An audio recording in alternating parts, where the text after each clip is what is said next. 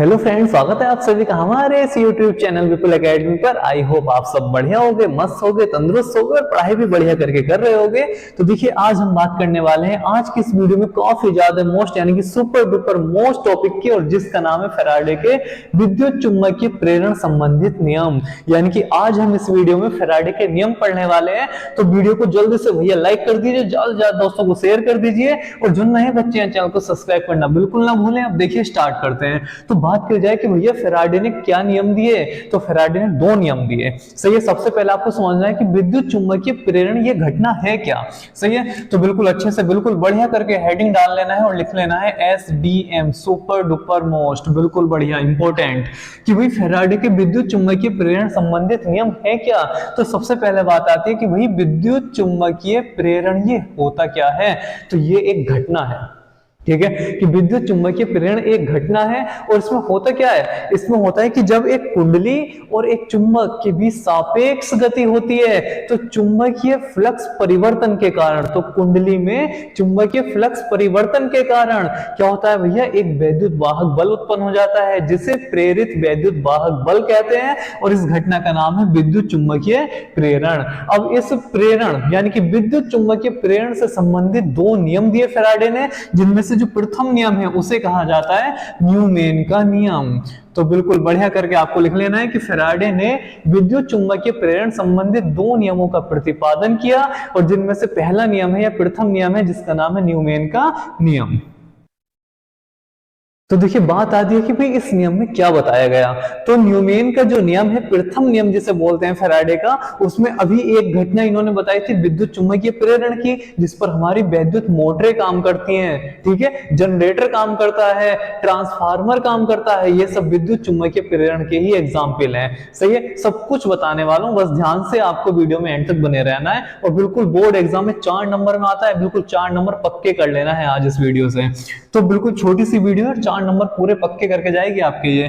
तो देखिए, प्रथम नियम में क्या कहा गया, अभी जो मैं बता रहा था कि कुंडली है और चुंबक है, जैसे आपका जनरेटर होता है, ठीक है, आप उसमें हैंडल लगाते हैं, तो उसमें क्या होता है, कुंडली और चुंबक के बीच में सापेक्ष गति होती है। तो जब किसी कुंडली और चुंबक के बीच में सापेक्ष गति होती है, तो कुंडली से बद्ध चुंबकीय फ्लक्स में, जब लगातार कुंडली और चुंबक के बीच सापेक्ष गति होगी, तो क्या होगा, चुंबकीय फ्लक्स में यानी कि चुंबकीय क्षेत्र रेखाओं में परिवर्तन होगा, जिसके कारण चुंबकीय फ्लक्स परिवर्तित होगा।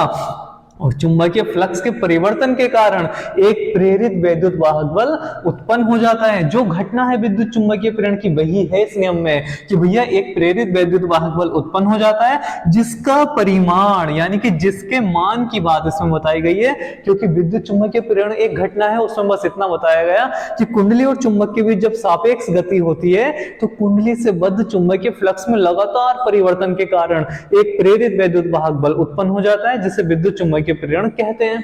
अब बात आती है कि जो प्रेरित वैद्युत वाहक बल उत्पन्न हुआ, ठीक है, EMF इलेक्ट्रोमोटिव फोर्स जो उत्पन्न हुआ, उसका मान कितना है। तो भाई यही बताया गया है कि जिसका परिमाण चुंबकीय फ्लक्स परिवर्तन की ऋणात्मक दर के बराबर होता है। यानी कि जो प्रेरित वैद्युत वाहक बल है, E जो है हमारा, उसका जो मान है वो क्या है, चुंबकीय फ्लक्स परिवर्तन की ऋणात्मक दर के बराबर होता है। अगर कुंडली में n फेरे हैं तो n से गुणा और हो जाती है, और ये आ जाता है आपका प्रेरित वैद्युत वाहक बल।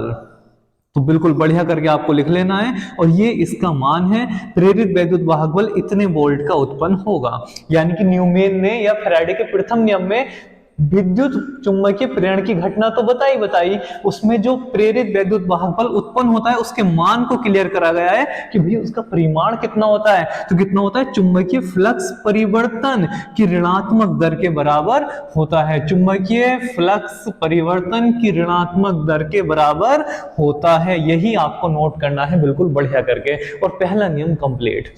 अब देखिए, बात आती है पहले नियम से, यह तो हो गया आपका नियम। यहां से कुछ क्वेश्चन बनते हैं, और क्या क्वेश्चन बनते हैं, तो सबसे मोस्ट क्वेश्चन जो यहां से बनता है पहले नियम से, वो क्या है, वो पूछता है आपसे एग्जाम में कि भैया जो पहला नियम है फैराडे का, जो प्रथम नियम है, ये न्यूमेन का नियम है, वो किस संरक्षण पर आधारित है। तो याद रखना, जो प्रथम नियम है फैराडे का, जो प्रथम नियम है जिसे न्यूमेन का नियम कहते हैं, ये हमारे आवेश संरक्षण पर आधारित है। आवेश संरक्षण पर आधारित है।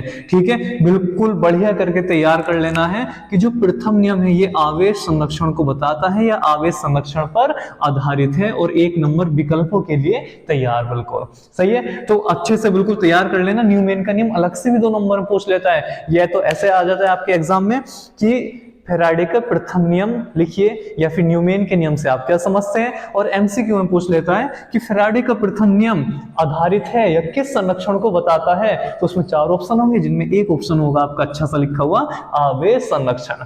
क्लियर है बात?